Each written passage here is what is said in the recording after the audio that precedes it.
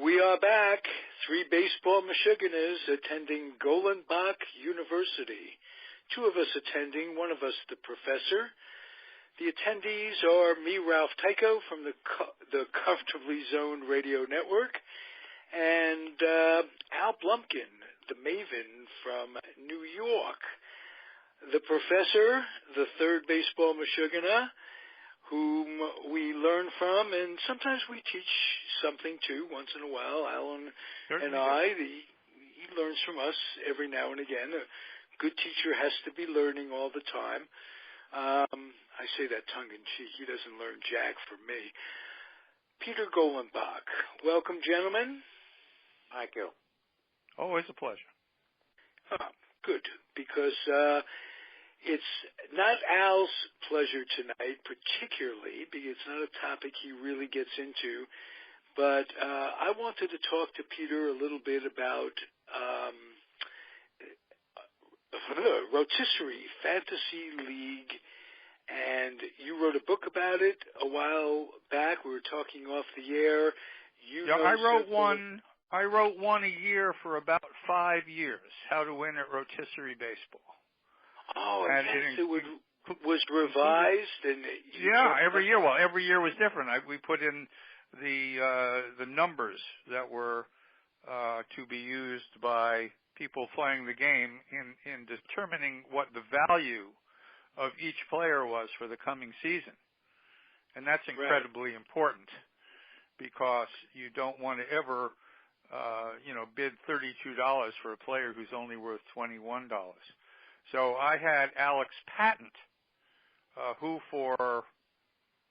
since the mid-1980s is always the guru in terms of determining what the values are for the players for the coming draft, and he would supply me with the numbers, and then I would tell stories, wonderful stories about people who played the game and how crazy they were while they were playing it, which was always a lot of fun. Yeah. Always was from a reader standpoint, because this was way back before the concept of it ever became really extremely popular. At the beginning, did you have any idea that not just baseball, but football, fantasy football, and what have you would explode the way it did? Was that a surprise to you? Not really, because if you love the game of baseball, fantasy baseball was one way to really be involved with the game on a day-to-day basis during the season, having nothing to do, of course, with the actual team that you root for.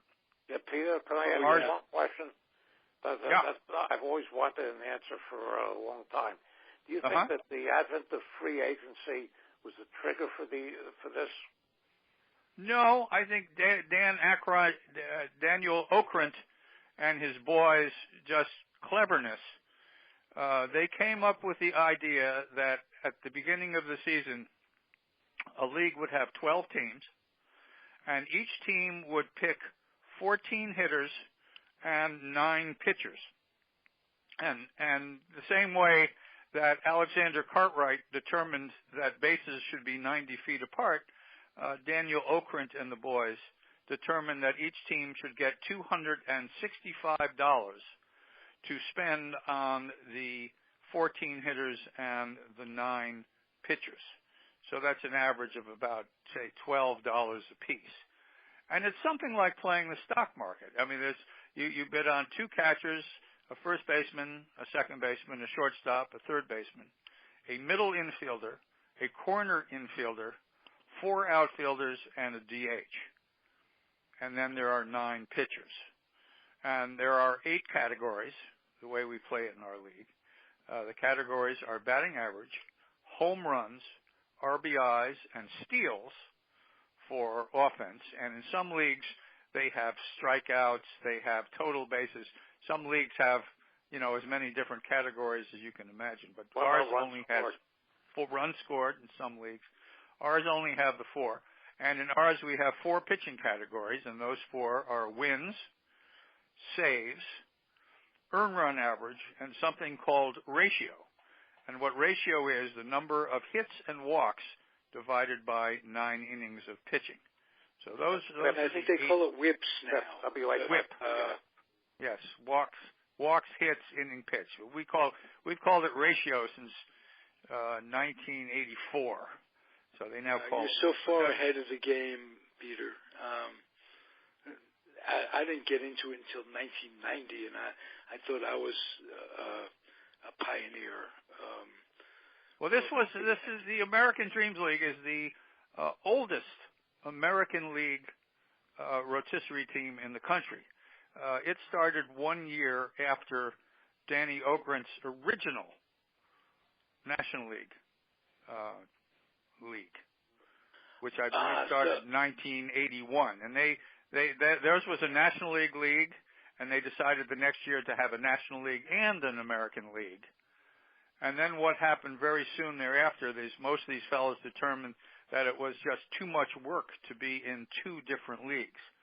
So they stayed in the National League, and they handed over the American League franchises to the fellows who I play with today. Who are some of those people, and would we recognize their names? Probably not. Alex Patton, who is in the Rotisserie Hall of Fame. He's one of them, certainly. Definitely recognize his name. Stephen Levy, whose expertise is in computers. He's a writer. He was a friend of Steve Jobs's. He writes for various magazines. Walter Shapiro, who is a wonderful political columnist for various magazines, GQ and others. Les Leopold, who is an economist. These are some of the people we have. Some of the brightest baseball minds imaginable are in our league, and so it's a real challenge. Our team won once. We won in 2002. Accidentally, picked up a Baltimore Oriole pitcher. I can't even remember his name. Picked him up off the junk pile, and he went on to win, 14 games to win us the championship. You have to have a certain amount of luck to win the thing. Yes, absolutely. And you have to, like in baseball, you have to stay healthy. You have to stay healthy, and you have to pick players who are not in their last year of their contracts and get traded to the National League. If one of your players gets traded to the National League, you lose him. It's as though he died. And the same would hold true in the National League leagues. I should say that our league is strictly American League players. I have a friend of mine that was for years an exclusive National League. That's right. And the trade that almost blew the league up was Tom Brunansky was sent from Minnesota to the Cardinals for Tommy Herr in the middle of 1987. Right. And they were screaming at 3 o'clock in the morning who had the rights to Brunansky. Well, when we have a system now. Yeah. And over the years, we've refined the rules, and so that now everybody gets $50 for free agent money. And so if Brunansky were to come over, you then have to decide how much of your $50 do you want to bid on Brunansky on the next Monday. Every Monday you can pick up free agents. Makes sense, yeah. And so if you decide you want him badly enough, you blow your whole wad on Brunansky. Otherwise, you can bid, say, 25, hoping nobody goes over that. It makes for very interesting competition every Monday. And you can set starting lineups too. You have a bench, I assume. You have you draft your 9 hitters, and your 14 hitters and your 9 pitchers, and then at the end of the draft, at the end of the auction, then you draft. We have 7 rounds, so each team can then draft 7 players, most of whom are either pitchers who are injured who might come back, or players in the minor leagues who might come up and do something. So we do have a reserve list. It's called the reserve list, and there's 7 of them. and we're allowed to keep 7 reserve players on our roster during the year. And you can activate them at will? I'm sorry? Can activate them at will? And you can, but of course, if you activate somebody, you then you have to fill each of your spots. Yeah, so you can't have 2 shortstops. You've got to drop the other guy. Yeah. For a long time, we had something called special reserves. We had 5 special reserves, so that if you wanted to bring somebody up from your reserve list, and you didn't, and you wanted to keep the person you were replacing, you could put them down on your bench as a special reserve. You wouldn't lose them. The fellas in the league right now are arguing over whether to keep the rule about special reserves so that the players that you drop end up as free agents, and other teams are allowed to pick them up starting in the next week. Okay. It's just so interesting. You buy a pitcher for $24. Say you bought David Price this year and you paid $24 for him. David Price is expected to be a Boston Red Sox star. And right now that he's got elbow problems. But you paid $24 for him anyway with the notion that his elbow problems will go away and that he'll win 16 games, say. And so he'll be worth $24. What happens sometimes... There's a special section in the Daily News today on fantasy, and they took every player's, any use, basically, and they ranked them 1 to 40. The outfielders were composite. They didn't separate the outfielders into left, center, and right. I see. Well, we don't either, and we don't either. There are 2 types of rotisserie leagues. There's one league where you go by the auction. We have an auctioneer. Yeah. They'll say Jackie Bradley Jr., and somebody will go $2, and then somebody else will go $3, $5, $10, $15, $20, $22, going once, going twice, sold, Jackie Bradley Jr. to the Vex. So you then subtract the $23 from the $265, and you continue until every team has filled 14 hitters and 9 pitchers with players. And very often at the end you have a situation where you have 5 players to fill, most of whom usually are pitchers, and say $7 to do it. The worst thing you can do, and I've seen this happen if you don't have any experience, the worst thing you can do is end up with 11 holes and $11. Because at that point, somebody has money that they can, outbid you for the people that you really want. So you have to be careful of the way that you spend your money. Right. It's a very, very interesting game.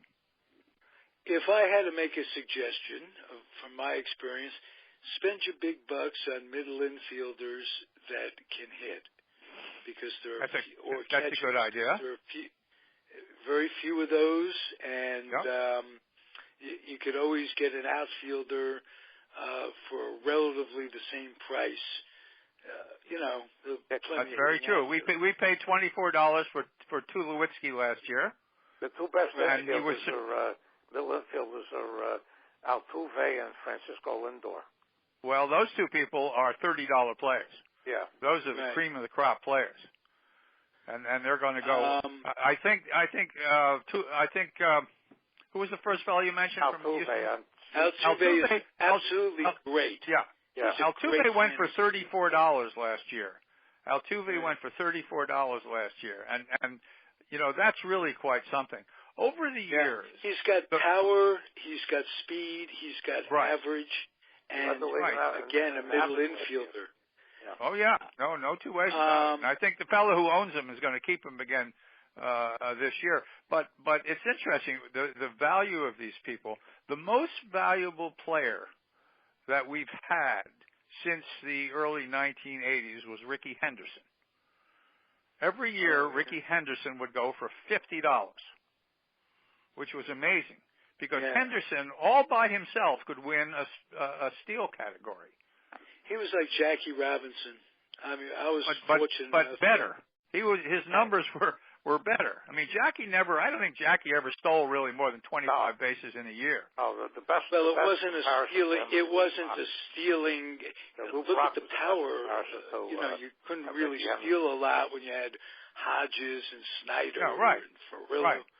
Yeah, you're talking about Lou Brock. Lou Brock was another valuable. Of course, he was in the National League, so I had no idea what the National League people were worth. Well, but I imagine Brock was worth a small fortune. His last year was 1979, so I mean he was gone by the time this thing started. So he was gone by the time this thing rolled around. But Ricky was number one, and the Orioles' first baseman Eddie Murray was somebody who every year would go for $33. He had a high batting average. He hit a lot of home runs. He drove in a lot of runs, and he'd steal, 15 or 20 bases. Another very, very valuable player. The Angels outfielder right now, Mike Trout is probably the one player who may go for as much as $40 because he does all those things too. Right. So he's somebody of tremendous value. But of course, you spend $42 on Mike Trout. Heaven forbid he gets hurt for a couple of weeks. Basically kills your team. He's also stuck on a lousy team. So I mean, he's driving as many runs as he would if he was on a halfway decent team. That's true. You have to take that into consideration with a player. A pitcher's not going to get as many wins if he's with a lousy team that doesn't give him support. All those are factors when you draft. Well, pitchers I think that the stats in baseball can reflect. What is Alan saying? I want to hear what Alan has to say. What are you saying, Alan? Wins have to be screwed up because of the way pitchers are used today. And how many wins do you lose because a starter who does a good job is pulled out, and then the relief pitcher comes in and winds up with a decision? Yes, but it's all relative. Yeah. The wins category is you take your 9 pitchers. In our league, we actually have 10 pitchers, but you take your pitchers and you add up all the wins. And so, for instance, the Cleveland reliever Miller. Yeah. I've got Miller for $11. Miller has an infinitesimal ERA. He gave up infinitesimal ratio. He gave up a losing home run in the World Baseball Classic yesterday. Yes, he did. But I'm not terribly concerned about that. Yeah, I know. Last year he had 6 saves and he had 11 wins. Yeah, well, Cleveland got him. They used him early, so he didn't have a save opportunity most of the time. Well, that's right, and they have another fine pitcher who's actually their closer. So Terry Francona has a very interesting way, and that's the thing is when you're picking pitchers and you need saves, you better know how those managers are going to use those pitchers in the save opportunities. Absolutely. We got very lucky last year. We picked up this guy Madsen for $2, and it turned out that Doolittle ended up getting hurt. We had him too, but we had Madsen. Madsen ended up with 30 saves for $2. So Madsen's the closer right now, and we've got him for $2, which is going to be very exciting when the season starts if he keeps his job. If he does, because you have Castilla coming over, and again, Doolittle is healthy. Yeah. So. The beautiful thing is when you got a guy for $2 and something goes wrong, all you're losing is $2. If you've got a guy for $20 and something goes wrong, your season is over. Yes, or if a big star. For instance, I'm in a draft league, not an auction league, set up by Yahoo, and I happen to have Bryce drafted right before the leagues. Everybody drafts at the same time in your league, so you're not ahead of the game by. So when did you all do this drafting? Well, it depends when you join the league. I did mine about 3 weeks ago. I joined my league about 3. But leagues are up for joining up until the beginning of the season. So see, I mean, it seems sort of insane in a way when you don't have your draft the day before the season starts, because you can draft somebody. Because everybody has the same disadvantage of drafting without the knowledge of what's going to happen. That's why you have to keep up and pick up free agents and drop guys depending on how spring training goes and who wins jobs and this, that, and the other thing. Who was your best pick ever? I mean, in all the years you did it, who do you think? I mean, a guy who it doesn't work that way. It doesn't work that way, really. I mean, it's very much.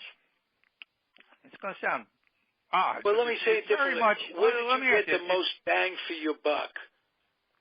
Well, you get the most bang for the buck for the guy you pay $32 for. You get the most bang for the buck. You pick up a player like Nelson Cruz and you pay $32 for him, and you get your biggest bang for the buck. Well, not necessarily. You could pick up a guy for $5 who has a dynamite year, who comes into his own, and for the $5, you get more for him. Well, last year, for instance, we picked up this Minnesota Twins hitter who came out of somewhere, Japan or China or someplace, and this fella hit 12 home runs in the month of April and May. I had paid, I think, $10 for this guy as sort of a flyer because he had hit so many home runs in either Japan or China. And then what happened? He hurt his wrist, something fierce, and then he hit 190, and then they sent him down to the minors, and we never saw this guy again. But the interesting thing about this guy is that he's now in the Minnesota Twins starting lineup. I saw today he's batting fourth in the batting order. He's hit 3 home runs, and the Twins have every intention of leaving him in the 4th spot. And when you draft a guy, you get him for 2 years. So once again, for my $10, if I want to keep him, I have a real shot to get this guy to be hitting home runs for me, which is kind of nice. They're a very bad team, so I mean they are a bad team, but anything, in spring training with them, they'll probably stick. Excuse me. The Yankees have a kid named Golenbock, who was he was the most valuable player in the Arizona Fall League. He's tearing up spring training, but they have him ticketed for AA. And when we draft on Sunday, April 1st, we will know where he is.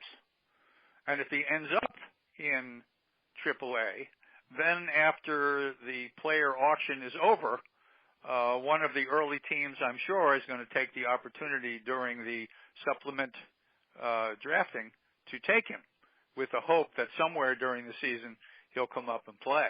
Yeah, everything I've seen of this kid, he's a goods. Would you were in American League years, for all those years that Molitor and Money were doing well. Mm-hmm. Can you address them as players based on? Because I think fantasy stats really transcend baseball. You could get a lot out of a player's ability based on how he does in fantasy. Ralph, don't you mean those Robin 2 guys Yount? solid as Robin Yount, Robin Yount. Yount and Molitor, for the Yount and Molitor, no two ways about it. Yeah. I mean, these are guys, if you've got a ball player who goes for, say, $26, $27 every year, seems to me he's got a real shot to be a Hall of Fame ball player.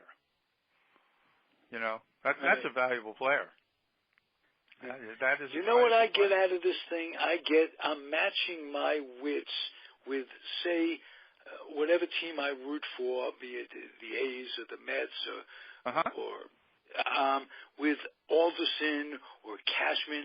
I'm going, wow, if those guys can put together a team, there's a lot of pride involved and a lot of fun in seeing whether you can do it. I've never won. I played a lot of years and never won at all. my weakness has always been I lose patience. Because I've been in leagues where you can make deals, and you in a trading league? I'll ask you that. We are in a trading league, and I have a partner, George Philippides. He's a heart surgeon. He's out of Boston, and he is my break, which is to say that I'm very willing to make trades because I don't want to. Somebody calls me up on the phone and says, "I'll trade you A for B," and very often I'll be inclined to do it because I like the other person and I like the idea of making a trade with him. That's not good. That's not good. So George will say to me, he'll crunch the numbers and he'll say we shouldn't be doing this. So the two of us are very, very good. We're very, very good at drafting players, and we're very, very mediocre when it comes to trading them. And we know that. Okay. So unless you have a specific need that you're trying to fill, that we're trying to fill, chances, the likelihood for every 10 trades that are offered to us, we'll turn 9.5 of them down. Because we've got very, very smart people in our league, and these are not people who are interested in trading, tit for tat. They're interested. I remember the second year I was in the league, this fellow called me up to make a trade for a Yankee player who I thought, it would be wonderful to have this guy on my team. And I traded for him, and the next day after the trade, I found out he had broken his foot. And the guy who traded him to me didn't tell me. That was not right. I mean, that's not. So one of the things that you learn, because I've been in this league, like I said, since 1984, and most of the players of the 12 teams, I'd say 8 of them are the same people who were still there in 1984. We had 2 deaths, and 2 people drop out, so we've got new people replacing them. But for the most part, you know who you're dealing with. And some people, it's like in Major League Baseball. I mean, for some reason, the Tampa Bay Rays like to trade with the Seattle Mariners. DePoto is somebody or a guy likes to trade with. The same way, we have 2 or 3 teams. When they come to you with a trade, you have a notion that they're not trying to, steal well, somebody. Well, a good trade is, like in baseball, you're supposed to be good for both teams. Supposed to be, yes. And balance yourself. In other words, if you could trade a pitcher for an outfielder and get equal worth and help, because you need an outfielder and they need a pitcher, that's the way it should be. It's always nice to win the trade anyways. It's always nice to do better. I made a trade with the idea that it's always better. You could trust a batter to put the same numbers on his baseball card next year more than you can a pitcher. So I traded Glavine in his heyday for Darryl Strawberry, and literally the next day, which was the day before opening day, he himself had been a Dodger, gone to the Dodgers, and he was busted for drugs the very next day after I traded him. So, and that's really bad luck. That's really, really, really bad luck. I also had George Brett go 1 for 34 for me, which was not just bad luck, horrible luck. He made a trade for him. So, maybe he thought he was Don Zimmer. Who knows? Who was this?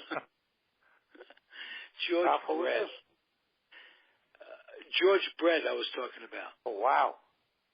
Yeah, he literally went 1 for 34.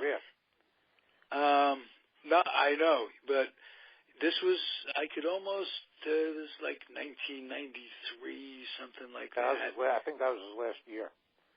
Yeah. Yeah, one year I paid $20 for David Cone, and I can't remember. I think Cone was with the Yankees that year. And Cone, in his second week, came down either with a broken arm or he needed Tommy John surgery, and that was the end of my season.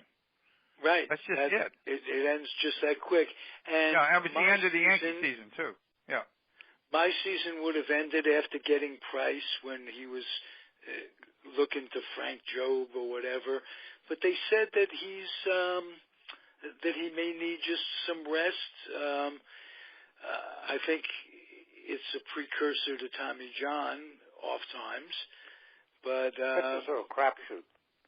It's a crapshoot, all right. It's just a crapshoot, absolutely. But see, he's going to go up for auction on April 1st. So the question then becomes, do you take the risk and get him for $15, knowing that he's got, some sort of injury, or do you not? Right. Is the person who pick him up for $15 going to get 2 years of David Price? It's possible. On the other hand, he could also get 2 weeks of David Price. Yeah, well, and the $15 would go right in the toilet. If it's an elbow problem, they're usually worse. That's usually the worst. That's correct. Yeah. That's right. That's true. So, it's a much weaker area than the shoulder, yes. I'll go for the other two Red Sox starters, but I don't think I'm going to go for Price this year. Yeah. And well, I'll give you my long shot. I took him. His name is Cotton. He's a pitcher with the A's. Every A's pitcher is a long shot and worth taking. Every one of them, including Cotton. Yep. Yeah. See, we have to decide how much to pay for Cotton. Not whether to take him, but how much to pay for him. So at $10, he's probably right about his value. Do you want to pay $15 for him? Because he could be worth $20. Hey, but you don't know. There's another guy on the A's that's a big question, and he's on the scrap heap. Somebody cut him, which means that he'll be eligible tomorrow to be picked up in the free agent draft. And Gray has arm problems. And Gray has arm problems. Is that what it is? He has arm problems? Yeah. Oh. See, in our league, we have a rule that the starting pitchers at the end of the year have to pitch 1,100 innings. Alex Patton, who's one of the brilliant rotisserie players, 1 year won the championship by taking 9 relievers. And what that does is it allows you to win in saves, allows you to win in ERA, and allows you to win in ratio. And that's 36 points. And he finished last in wins, but 36 points is pretty damn good. And he didn't spend a lot of money because the starters are much more expensive for the most part than the relievers. So he was able to put together a team that won the championship using that strategy. And after he did that, the other minds of the league decided, this isn't right. So they came up with the notion that every team, by the end of the season, must have 1,100 innings of pitching, which means that you better have at least 4 regular starters on your team. And that makes it a lot harder. Right. Or a lot easier for everybody else, let's put it that way. Well, it precludes... Except for him. Yeah, it makes it harder for him, but... Well, also, I forgot to tell you, if you don't reach your 1,100 innings, you finish last in ERA and ratio. In other words, it precludes the person from being allowed to do that at all. What happens if one or more teams don't have 1,100 innings? Both those teams finish last. Both those teams finish last in ERA and ratio. Well, they can't both finish last. All those teams can't. You get 0 points. Last. Both those teams get 0 points in both those categories. 0 points. 0 points, yeah. See, there are 12 teams. If you finish first in the category, you get 12. If you finish second in the category, you get 11 points. Third in the category is 10, and then all the way down, if you finish last in the category, you get 1.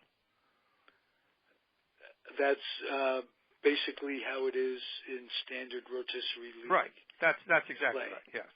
Yes. But now, we now have this rule that compiles you've got the to have. stats for you guys. Do you have a service that compiles the stats on a daily basis? We certainly do. Yes. All-star stats. Okay. All-star stats. So anybody out there wants to compile a league, you get a commissioner, one of the participants acts as a commissioner. Am I correct? We have a team. We have three of them are the commission. That he's retired. Yes, that's right. Kennesaw Mountain Landis was the first commissioner. Yes. Right. And who's the guy that fought Jackie from being that fought the color line from being who allowed Jackie? Who allowed Jackie? That would be Happy Chandler allowed Jackie. Yes. Right. Yes. So my team is the Vex, after Bill Vex. Bill Vex, one of my favorite people in baseball history. So did you know Fred Lynn? Not Fred Lynn, but the Lynn that wrote the book. Ed Lynn. Ed Lynn, yes, I knew Ed Lynn very well. Yes, a lovely, lovely man. Yes, he lived out on Long Island. Yes, I did. We're the same age. That is the book. That is the one book that I read probably 5 times as a kid, and there was a follow-up book to it as well. Yes, and that had to do with horse racing. That was 3-something shy of a load. Yeah. Yes. He did another baseball book before they did the horse racing book, which I have. I don't remember the title offhand, but he did another book with Ed Lynn, and he discussed certain topics, and he went very deeply into because he had a secretary named Harry Grabiner, who happened to work for Charlie Comiskey back in the Black Sox days. How they found that they had documents that were hidden in the bowels of Comiskey Park that were found much later, and those documents had to do with the Black Sox again. Not so much into the Black Sox, but into the bringing in of Landis. Interesting. Yeah, I've got to go find it. Came out about 3 or 4 years after Veckers and Rec. Probably available. Well, I don't know if it was in Veckers and Rec or the follow-up book where Veck was talking about Horace Stoneham. Oh, that was in the follow-up book. That was in the right. Yeah. And he'd go sit, and he'd try to make sit. He'd be drunk as a skunk, but not that drunk. He'd appear to be drunk and sit, and he'd just a very the first of its kind. Right around Brosnan's books, Joe Garociolo wrote Baseball's a funny game. That's right. And of course, don't forget Ball 4, which is the daddy of them all. No, that came out later. That came out much later. That was 1970? It came out in 1970 because they discussed the Seattle. Yeah, but that's not which nobody would remember because they were awful. But because of him, but that's not much later. I think the Brosnan books were 61 and 62, something like that. The Brosnan books were in the 59 season and the 61 season. I've read those. Okay, so right around then. So it's not that far. And Larry Ritter's magnificent Glory of Their Times also came out around that time. I had the occasion to meet Larry Ritter a number of times. There's a friend of mine, Evelyn Begley, helped caretake for him in his last years, and he was wonderful. He was really wonderful. He was wonderful. I love that guy. He gave me a number. He was giving away books, and he gave me a number of books autographed, and he gave me a copy of the expanded edition of Glory, because when it was released, there were 4 chapters that weren't in there. That's right. And so he gave me an expanded edition autographed, personally autographed to me. I liked him. I gave him, when I first met him, I found out he was a big boxing fan. So when he gave me that, there was a new biography that had come out on Rocky Marciano. Okay. I gave that to him. He says, "What do you want for this?" I said, "Your friendship is enough." That's sweet. I wasn't going to take the time. And Larry's story is very, very interesting. Oh, yeah. He had gotten divorced. Yeah. And so he took his 15, 16-year-old son one summer around the country to interview these players. He had when he started doing it, he didn't really have an intention to write this book, he told me. But he just really wanted to spend the summer with his son.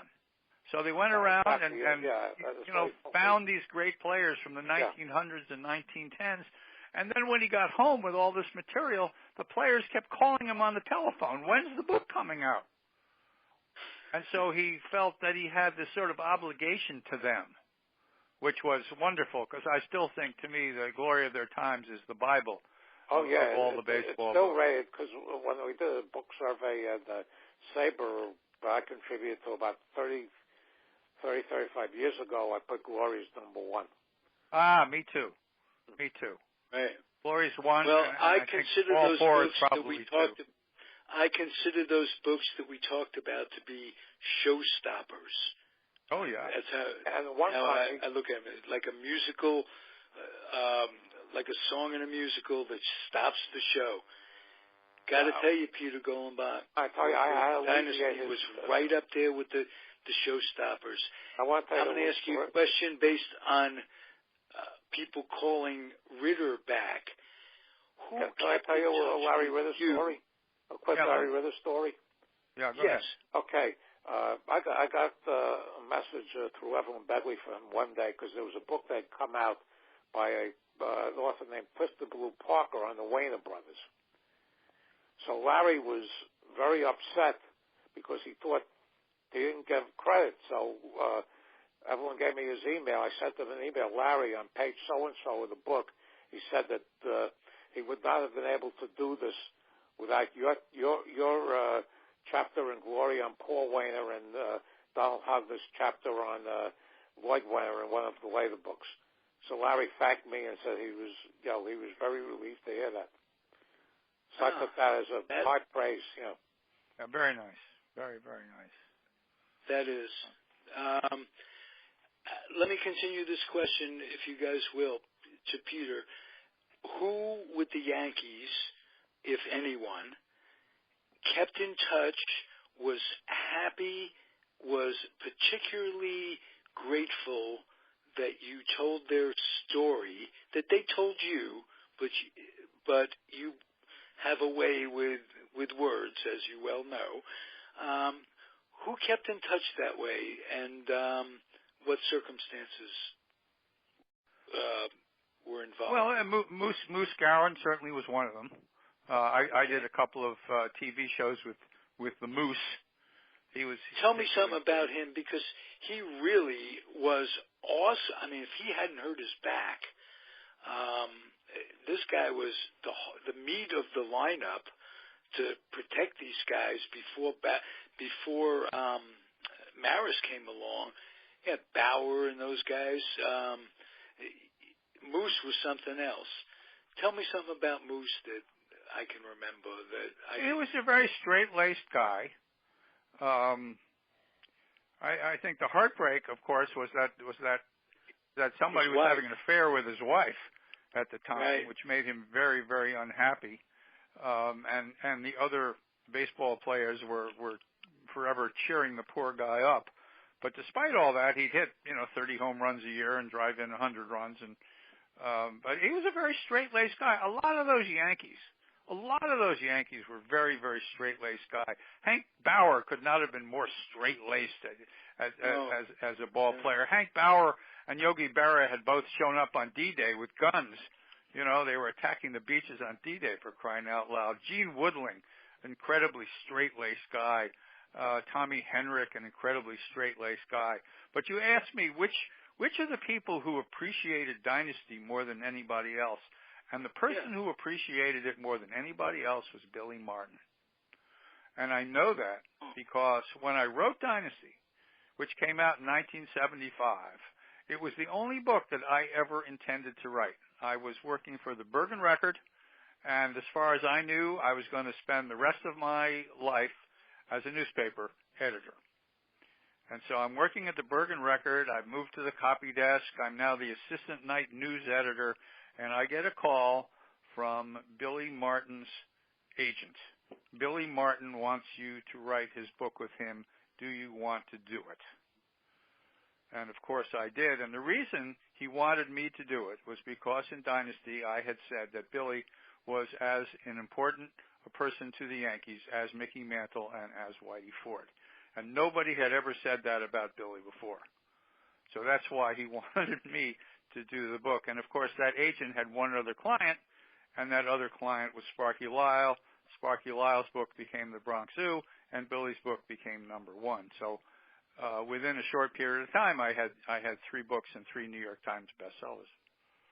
Well, Peter, I got to tell you, it was very difficult for a fan, especially a kid that had a Billy Martin glove, wasn't even a Yankee fan, but to hear about his life, to read about his life and his demons and his struggles and how it was, I really have empathy. I mean, because we have all had periods in our lives when things haven't run particularly smoothly. God knows, speaking first person. But for Billy, he had a propensity to make things that were running well not run well in a short period of time. And it was almost like he thrived on it. But how difficult his 50-some-odd years on Earth had to have been in many ways because of that. So, well, he had demons, like you said. He had demons. Yeah. When he was a teenager, he enjoyed going into bars and beating up the soldiers. I mean, he was basically a thug when he was a kid, and he went to the Oakland Oaks, where he played under Casey Stengel with the Oakland Oaks, and Casey took him under his wing because Billy reminded Casey of himself. And when Casey Stengel left Oakland in 1948 to go to the New York Yankees, Casey said to Billy, "Play one more year in Oakland and I will bring you up to the Yankees." And Casey actually did that. And that's, if it hadn't been for Casey, I don't think there was any way in the world that anybody else would have taken Billy Martin onto the team, because he was such a roughneck. And then the other thing about Billy Martin, the sad thing about it was that in June of 1957, he went to the Copacabana with a bunch of his teammates to celebrate his birthday.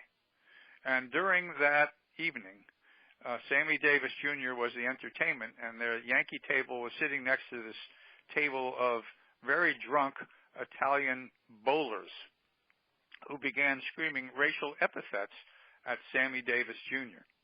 And during the evening, Hank Bauer punched out one of those guys and laid him out flat, just as the reporter from the New York Post was walking in the door. And at that point, George Weiss, who had hated Billy Martin from the day that Billy joined the Yankees, found he had an excuse to trade Billy away and sent Billy to the Kansas City A's, brought up Bobby Richardson to take his place. At that point, the only thing Billy wanted to be was a Yankee. And that was true for the rest of his life. And so unfortunately, and I mean that sincerely, unfortunately, the person who hired him with the Yankees was George Steinbrenner, who had a penchant to torture people. And by gosh, he tortured Billy. But Billy only wanted to be the Yankee manager. So that, for instance, when Billy went to Oakland, he was the manager there. He played Billy ball. They adored him in Oakland. He could have been the governor of the state of California, until George Steinbrenner calls Billy up and says, "Billy, if you can get out of your Oakland contract, I want you to come back and manage the Yankees." So what Billy does is he tears up his office and smashes pictures and calls the owner of the A's a kike and basically gets himself fired in order to come back to the Yankees to take more abuse from George Steinbrenner. It was sad. It was terribly sad. Yeah, well, this was the owner of Levi's, who couldn't have been a better owner in the world. This man would have taken care of Billy for the rest of his life. He was taking care of Billy for the rest of his life. Billy had a 10-year contract to manage there. He would have been there forever until. Yeah. Well, it's a good way to end the program. It certainly is. Certainly is. Sadness. Rest in peace, Billy. You were something else. He was. And he still would have been alive and managing. He still would have been going. Probably would have been. Oh, he'd be 87 now. He'd be 87. He'd be 87. 88 years old. No. Well, Clete Boyer told me after Billy died in '89. Clete Boyer told me that Steinbrenner, that Billy had told Clete that they were coming back again. They were coming back for Billy 6. Oh God. Yeah.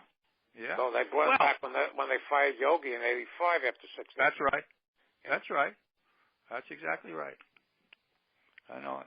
Gentlemen, have a wonderful week. You too. I just want to say, every time I look at Trump, I see Steinbrenner, and every time I think of Steinbrenner, I think of Trump. I do too. Because of you calling that out to me, how close in personalities that these people were, how their insecurity, they're so basically insecure that they're dangerous. Now, with Steinbrenner, he's dangerous to a ball club and the people around him. This schmagegi has a lot of our lives in limbo. Especially the retirees. He's a combination of ignorance and arrogance, and that's extremely dangerous. And narcissism. Yeah. It's unbelievable. I don't know how this country could have put itself into this position. I don't know. It's very sad. Yeah. Very sad. Okay, gentlemen. You guys. Thank you, gentlemen. Well, I'm getting snowed in tomorrow night. Have a great snowstorm. Thank you. Great snowstorm. We'll take care. If you're going to have one, have a great one. Bye, Al. Bye, Peter. Thank you, gentlemen. Hal will probably be snowed in also Tuesday night. He's on Long Island. Well, okay. Okay. So you guys are going to do your show? Yeah. Yeah, we'll be there, assuming the phones work. Beautiful. We'll see you Okay. Tuesday. And for those of you out there, keep on keeping on. Thanks for tuning in to the Comfortably Zoned Radio Network. Golenbock University, Al Blumkin, and Peter Golenbock. I'm Ralph Tyko. Adios, everybody. See you next week. Good night.